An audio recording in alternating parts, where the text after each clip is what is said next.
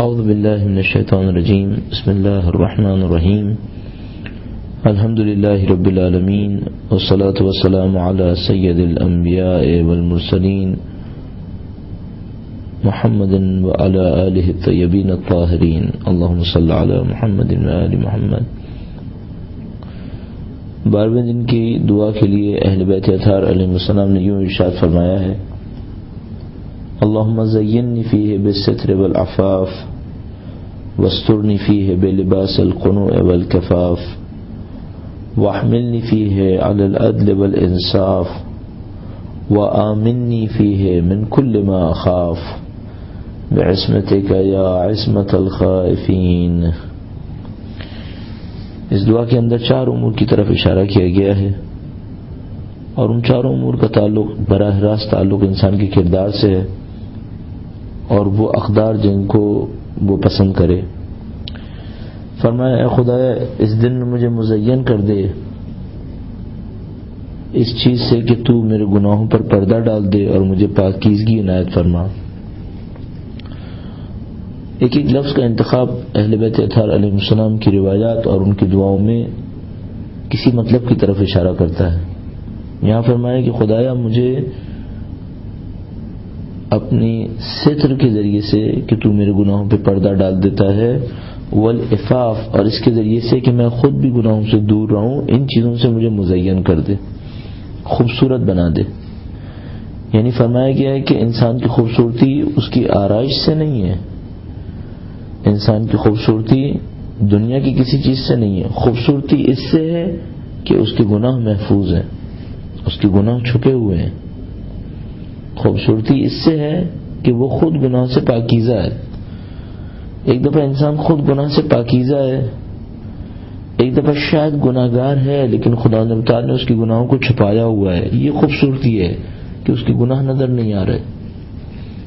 امام فرما رہے ہیں انسان کی خوبصورتی اس کے جسم سے نہیں ہے، اس کے مال سے نہیں ہے۔ گویا اگر کوئی انسان گناہگار ہے، اس کے گناہ لوگوں کو نظر آ رہے ہیں، اب کتنا ہی مال کیوں نہ ہو، کتنا ہی خوبصورت کیوں نہ ہو، یہ مزین نہیں ہے، یہ بدصورت ہے، بدنما ہے۔ امام اقدار دے رہے ہیں، امام ہمیں زندگی کو دیکھنے کا انداز سکھا رہے ہیں۔ اے خدایا، مجھے مزین کر دے، مجھے خوبصورت بنا دے، ستر سے اور عفاف سے۔ ستر یہ کہ اگر میں گناہ کروں تو پردہ ڈال دے، والعفاف، اور مجھے گناہوں سے پاکیزگی عنایت فرما دے۔ عفت یہی ہے۔ ایک دفعہ عفت استعمال ہوتا ہے کسی عورت کے لیے تو کہتے ہیں حجاب میں عفت ہے، پردہ کرنے میں عورت کی عزت کی حفاظت ہے۔ ایک دفعہ مرد کے لیے عفت استعمال کرتے ہیں، مرد کے لیے عفت گناہوں سے محفوظ ہونا ہے کہ گناہ سے محفوظ رہے۔ عورت کے لیے بھی یقیناً ایسا ہی ہے، لیکن وہ اس کے جسم کے عنوان سے پردہ استعمال ہوتا ہے اور روح کے عنوان سے دونوں کے لیے، مرد اور عورت کے لیے عفت یعنی گناہوں سے محفوظ ہونا۔ بس جس طرح کسی عورت کے لیے اسلام نے اچھا نہیں سمجھا کہ اس کا جسم ظاہر ہو، اسی طرح انسان کی روح کے لیے اچھا نہیں سمجھا کہ اس کا گناہ ظاہر ہو۔ جس طرح جسم کا اظہار اسلام کی تعلیمات میں بے حجابی کہلائی گئی، گناہ کہلایا گیا، اسی طریقے سے اسلام کی تعلیمات میں اس بات کا اظہار کہ کوئی گناہ کرے ظاہر ہو جائے، خدا ایسا نہیں کرتا۔ خدا پردہ ڈال دیتا ہے، اور بہت کم وہ اہل ایمان ہوں گے جن کے گناہوں کو خدا تعالیٰ اشکار کرے گا۔ ہاں، اگر کوئی خود اپنے لیے بے عزتیاں چاہتا ہے، جیسے کہ آج کا کفر ہے، جیسے کہ آج مسلمانوں کے اندر موجود کفار سے شبیہ لوگ ہیں کہ جو گناہ کر کے خوش ہیں، خدا تعالیٰ کے سامنے جرأت کا اظہار کر کے خوش ہیں، ان کے گناہوں کو خدا تعالیٰ اشکار کر دیتا ہے جو وہ نہیں چاہتا کہ ہوں، لیکن یہ خود اس طرح سے چاہ رہے ہیں۔ خدا تعالیٰ سے دعا مانگی گئی ہے یہاں پہ کہ اللہم زیننی فیہ بالستر والعفاف، اے خدا تو مجھے محفوظ کر دے، میں ان منافقوں کی طرح نہیں بننا چاہتا، کافروں کی طرح نہیں بننا چاہتا جو گناہ کا اظہار کرتے ہیں اور اس میں خوبصورتی سمجھتے ہیں خوبصورت لباس پہننا خوبصورتی ہے، دولت کا اظہار خوبصورتی ہے۔ نہیں خدایا، میں گناہوں کے نہ ہونے کو خوبصورتی سمجھتا ہوں۔ زیننی فیہ بالستر والعفاف وَاسْتُرْنِي فِيهِ بِلِبَاسِ الْقُنُوعِ وَالْكَفَافِ، اے خدا مجھے دو خوبیاں دے دے، ایک تو یہ کہ میں قانع ہو جاؤں، دوسرا یہ جو میری زندگی تو نے مجھے دی ہے وہ مجھے کافی لگے۔ قناعت یہ کہ انسان کے پاس جتنا کچھ ہے اس کے اوپر صبر کرے، اسی پہ زندگی گزارے، شکوہ شکایت نہ کرے، تلاش کرے، کوشش کرے۔ مثلا اگر مالی وسائل کی کمی دیکھتا ہے، ٹھیک ہے کوشش کرے، کاروبار کرے، جو کچھ بھی کرنا چاہتا ہے کرے، لیکن اللہ سے شکوہ شکایت نہ کرے، قانع رہے۔ خدا دے تب بھی خوش، نہ دے تب بھی خوش۔ دنیا ہے، دنیا میں کیا توقع ہے، ہزاروں سال تو نہیں رہنا۔ ہاں یہ ہے کہ ذلت نہیں برداشت کرنا چاہتا، دوسروں کے سامنے ہاتھ پھیلانے کی ذلت نہیں چاہتا، اتنا مل جائے عزت سے زندگی گزار دوں، نہ وہ عزت جو دنیا دار سمجھتے ہیں، بہت بڑا بینک بیلنس ہو تو عزت ہے، نہیں، عزت یہ مانگتا نہیں ہے، اپنی زندگی کو ہنسی خوشی گزار دیتا ہے، یہ عزت ہے۔ وَاسْتُرْنِي فِيهِ بِلِبَاسِ الْقُنُوعِ وَالْكَفَافِ، اے خدا تو مجھے ایک لباس میں چھپا دے، وہ لباس کون سا ہے؟ قناعت کا لباس۔ والکفاف، اور اتنا مجھے دے دے میری زندگی کی معیشت، میری زندگی اور معیشت میری گزرتی چلی جائے۔ کفاف یعنی اتنا ملنا کہ اس سے زندگی گزر جائے، بس اتنا دے دے کہ زندگی گزر جائے، مالی اعتبار سے اور روح کے اعتبار سے، عادت کے اعتبار سے قناعت دے دے، بس میرے لیے اتنا کافی ہے۔ میری خواہشات بہت وسیع نہیں ہیں کہ میں تجھ سے کہوں مجھے دنیا کی ہر چیز دے دے، جیسے کہ ہمارے بعض اوقات نہیں معلوم کیوں بزرگ بعض اوقات دعا دیتے ہیں تو اس طرح دعائیں دیتے ہیں کہ شاید اسلامی تعلیمات میں بہت زیادہ معقول نہیں ہوں، خدا تجھے ساری دنیا کی دولت دے دے، سمجھ میں نہیں آتا یہ دعا کہاں سے معقول ہوگی۔ بہرحال اچھی نیت سے کرتے ہیں، اس میں کوئی شبہ نہیں۔ وَاسْتُرْنِي فِيهِ بِلِبَاسِ الْقُنُوعِ وَالْكَفَافِ، اے خدا مجھے اس دن ایک لباس میں چھپا دے، وہ لباس کون سا ہے؟ قناعت کا لباس، بہترین لباس انسان کے لیے۔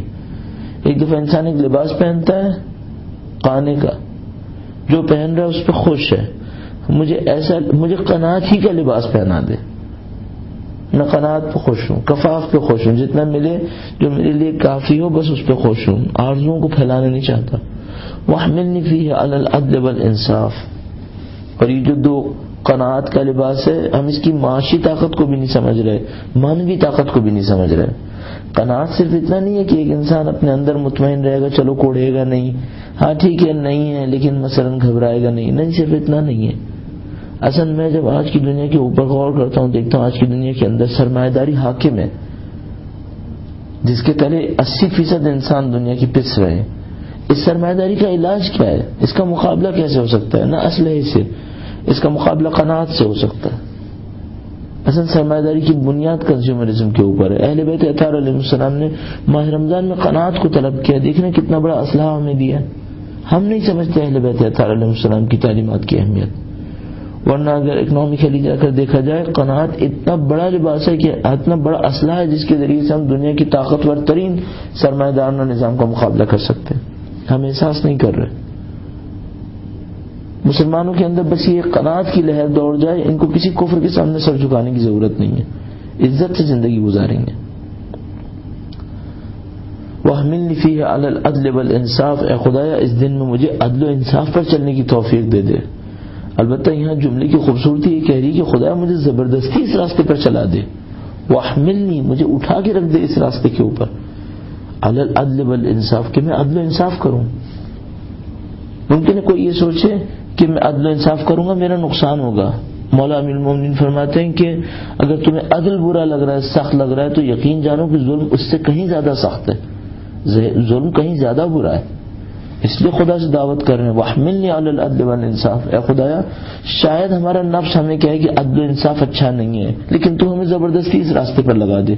کیوں؟ ہماری بہتریاں اسی میں ہی ہیں کہ ہم عدل و انصاف کے راستے پر چلیں۔ ظلم ہمارے لیے اچھا نہیں ہے، ہم نے ابھی تک نہیں پہچانا، لہذا ظلم سے امیدیں باندھے بیٹھے ہیں، ظلم سے آرزویں لگائے بیٹھے ہیں، شاید ظلم کچھ دے ہی دے۔ بدترین صورت وہ تھی جو امیر المومنین کے زمانے میں ہوئی کہ جب امیر المومنین کے بعد معاویہ کی حکومت کا آغاز ہوا، امیر شام کی حکومت کا آغاز ہوا، تو کچھ لوگوں نے کہا کہ علی کا عدل اتنا سخت تھا، اب امیر شام کا ظلم ٹھیک ہے دوسروں کے لیے ظلم ہے، ہماری دنیا تو بن جائے گی۔ اور مولا ارشاد فرما رہے تھے کہ اگر تمہیں میرا عدل سخت لگ رہا ہے، ظلم یقیناً سخت لگے گا۔ بعد میں دنیا نے دیکھا جو لوگ امیر شام کے ظلم کو جو وہ دوسروں پہ کرتا تھا قبول کرنا چاہتے تھے، انہوں نے دیکھا یہ ظلم خود ان کی زندگیوں میں کتنا سخت ہو گیا۔ آج ممکن ہے کوئی سمجھے عدل و انصاف کرنا مشکل ہے، پھر یقیناً ظلم کرنا سہنا زیادہ مشکل ہے۔ آج ظلم ہم کسی اور پر کریں گے، کل خدا اسی ظالم کو ہم پہ مسلط کر دے گا، اللہ کا قانون ہے۔ فرمایا اگر تم ظلم کی مدد کرو گے، نصرت کرو گے، خدا اسی ظالم کو تمہارے اوپر مسلط کر دے گا، پھر وہی ظالم تمہیں تکلیف پہنچائے گا جس کی مدد سے تم نے کسی کو تکلیف پہنچائی تھی۔ وَاحْمِلْنِي فِيهِ عَلَى الْعَدْلِ وَالْإِنصَافِ، یہ عدل و انصاف کون سا ہے جس کے اوپر خدا مجھے چلا دے؟ زندگی کے ہر شعبے میں عدل و انصاف، معیشت میں عدل و انصاف، حقوق کی ادائیگی میں عدل و انصاف، اطراف میں موجود انسانوں کے ساتھ پیش آنے میں عدل و انصاف۔ انسان، اسلام کوئی انفرادی دین تو نہیں ہے، اسلام تو ایک انفرادی اجتماعی زندگی انسانی شخصیت کے اوپر چھا جانے والا دین ہے، بس یہ عدل و انصاف ہر جگہ درکار ہے۔ ذاتی زندگی میں بھی عدل و انصاف چاہیے، معاشرے میں بھی عدل و انصاف چاہیے۔ ذاتی زندگی کا عدل و انصاف کیا ہے؟ اپنی صلاحیتوں کے ساتھ انصاف کیجیے، خدا نے آپ کو جو صلاحیتیں دی ہیں انہیں بروئے کار لائیے، یہ آپ کا انصاف ہے۔ معاشی انصاف یہ ہے کہ جس کا جو حق ہے اس کو ادا کیجیے، گھر کے اندر بھی انصاف ہے، بچوں کے ساتھ انصاف کیجیے، بیوی بچوں کے ساتھ انصاف کرنا ذمہ داری ہے۔ اسی طریقے سے خواتین اپنے اطراف میں موجود لوگوں کے ساتھ انصاف کریں۔ اپنے آپ کو مرکز بنا لینا، دوسروں سے کہنا کہ میرے ارادے کے اوپر چلیں، یہ کہاں کا انصاف ہے؟ وَاحْمِلْنِي فِيهِ عَلَى الْعَدْلِ وَالْإِنصَافِ، اے خدا اس دن میں مجھے عدل و انصاف کے راستے پر لگا دے۔ وَآمِنِّي فِيهِ مِنْ كُلِّ مَا أَخَافُ، اور ہر اس چیز سے جس کا خوف میرے دل میں ہے مجھے پناہ دے دے۔ کس کا خوف میرے دل میں ہے؟ اب دیکھیے آج کی دنیا کو دیکھیے، ان کو خوف موت کا خوف ہے، زندگی اور دنیا کی کچھ مادی نعمتوں کے چلے جانے کا خوف ہے۔ یہ خوف بہت پست خوف ہے۔ موت کا خوف اگر اس عنوان سے کہ موت کو کوئی چیز کھونا سمجھ رہے ہیں، بالکل غلط سمجھ رہے ہیں۔ موت کھونا نہیں ہے، موت ایک نئے مرحلے میں داخل ہونا ہے۔ مومن کو اس کا خوف نہیں ہوگا کہ دنیا اس کے ہاتھ سے چلی جائے گی، مر گیا۔ مومن کو اس کا خوف بھی نہیں ہوگا کہ دنیا کی کوئی نعمت ہاتھ سے چلی جائے۔ خدا تعالی ارشاد فرماتا ہے دین پہ توجہ دو، آخرت کو دیکھو، لکھی لا تحزنوا علی ما فاتکم ولا تفرحوا بما آتاکم، تاکہ تمہارے ہاتھ سے کوئی چیز چلی جائے تمہیں غم و غصہ طاری نہ ہو، کوئی چیز تمہارے ہاتھ میں آئے بہت زیادہ خوشی سے پھولے نہ سماؤ۔ اللہ اس حالت کو پسند نہیں کرتا، نہ کسی چیز کے جانے کو پسند کرتا ہے کہ کسی کی چیز کے جانے کے اوپر انسان غم کرے اگر چیز دنیا کی چیز ہو۔ بس یہ خوف کس چیز کا ہے؟ خوف اس بات کا ہے میں خدا سے دور نہ ہو جاؤں، خوف اس بات کا ہے شیطان میرے اوپر طاری نہ ہو جائے، مجھے میرے اہداف سے دور نہ کر دے۔ میں چاہتا تھا خدا کی خدمت کروں، اولاد ایسی اولاد ہو جو میرے امام کے کام آئے، دیکھو اہداف پورے نہیں ہوئے، اس کا خوف ہے۔ آمنی فیہ من کل ما اخاف، ہر اس چیز سے جس سے میں ڈر رہا ہوں خدا مجھے امن و امان دے دے۔ حتیٰ اگر عذاب جہنم سے ڈر رہا ہوں تو اور خدا سے امان مانگ رہا ہوں، اس کا مطلب کیا ہے؟ خدا مجھے آتش جہنم سے امان دے دے، یعنی مجھے ایسے کاموں کی طرف لگا دے کہ پھر میں آتش جہنم سے محفوظ ہو جاؤں۔ بِعِصْمَتِكَ یا عصمت الخائفین، اے پروردگار تجھے تیری عصمت کا واسطہ، تجھے تیری پناہ کا واسطہ، اے خوفزدہ لوگوں کی پناہ۔ خدا کی پناہ سے بڑھ کر کون سی پناہ ہے؟ آج ہم ایسے انسانوں سے پناہ طلب کر رہے ہیں جو خدا کے دشمن بنے ہوئے ہیں۔ مسلمان ممالک ہیں ظلم سے پناہ مانگ رہے ہیں کہ ظلم پناہ دے دے گا۔ ظلم تو خود وہ چیز ہے جس سے پناہ حاصل ہونی چاہیے، اس سے دور ہو کر پناہ حاصل ہونی چاہیے، نہ کہ ظلم کی گود میں بیٹھ کر پناہ حاصل ہوگی۔ پناہ ہمیں خدا کی چاہیے کہ خدا ہمیں اپنے حمایت کے اندر لے لے۔ خدا اپنی حمایت میں کیسے لے گا؟ جب اللہ کے اطاعت گزار بندے بنیں گے، اس پہ توکل کریں گے، اپنی پناہ میں لے لے گا۔ اور جس کو خدا کی پناہ مل گئی، خدا تعالی ارشاد فرماتا ہے کہ یہ کفار چاہتے ہیں کہ دین کے چراغ کو اپنی پھونکوں سے بجھا دیں۔ واللہ یابی الا ان یتم نورہ ولو کرہ المشرکون، خدا نے تو ارادہ کر لیا کہ اپنے نور کو کبھی بجھنے نہیں دے گا چاہے یہ مشرکین کو پسند نہ آئے۔ جب خدا ارادہ کر لے پھر کوئی کچھ کر سکتا ہے؟